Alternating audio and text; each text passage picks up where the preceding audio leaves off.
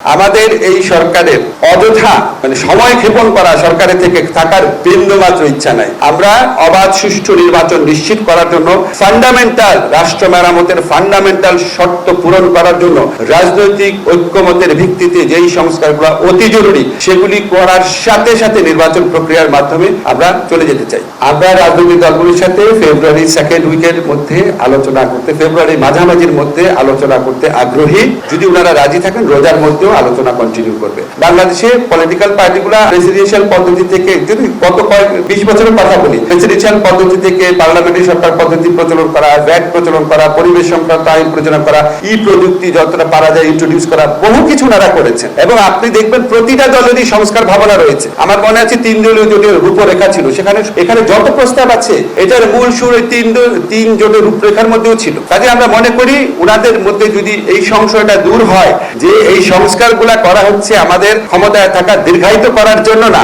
তাহলে বহু কিছুই বাস্তবায়িত হবে। এবং আপনাদের মাধ্যমে আমি নিশ্চিত করে বলতে চাই, আমাদের এই সরকারের অযথা সময় ক্ষেপণ করা সরকারের থেকে থাকার বিন্দুমাত্র ইচ্ছা নাই। এখন এমনই ফুরফুরে মনে থাকবে সবাই। বসুন্ধরা টয়লেট্রিজ, ফুরফুরে মন সারাক্ষণ।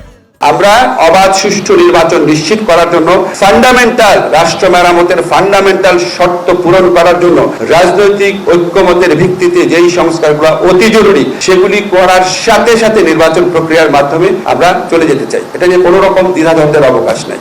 আমরা রাজনৈতিক দলগুলির সাথে ফেব্রুয়ারি সেকেন্ড উইকের মধ্যে আলোচনা করতে, ফেব্রুয়ারি মাঝামাঝির মধ্যে আলোচনা করতে আগ্রহী। এবং আমি আপনাদের আগেও বলেছি, যদি ওনারা রাজি থাকেন রোজার মধ্যেও আলোচনা কন্টিনিউ করবে। আর রাজনৈতিক দলগুলো যে দ্রুত নির্বাচন চান সেটা আমি মনে করি এটা বলার অধিকার অবশ্যই ওনাদের আছে। এবং দ্রুত বলতে কি সেটা তো আপনার খুব স্পেসিফাই করে বলেননি। আর নির্বাচনের সময়রেখা আমাদের বারবার আমাদের মাননীয় প্রধান উপদেষ্টার পক্ষে আমাদের প্রেস সেক্রেটারি বারবার ক্ল্যারিফাই করেছেন আপনাদের, যে আইদার বাই ডিসেম্বর অথবা 2026-এর 22 জুন।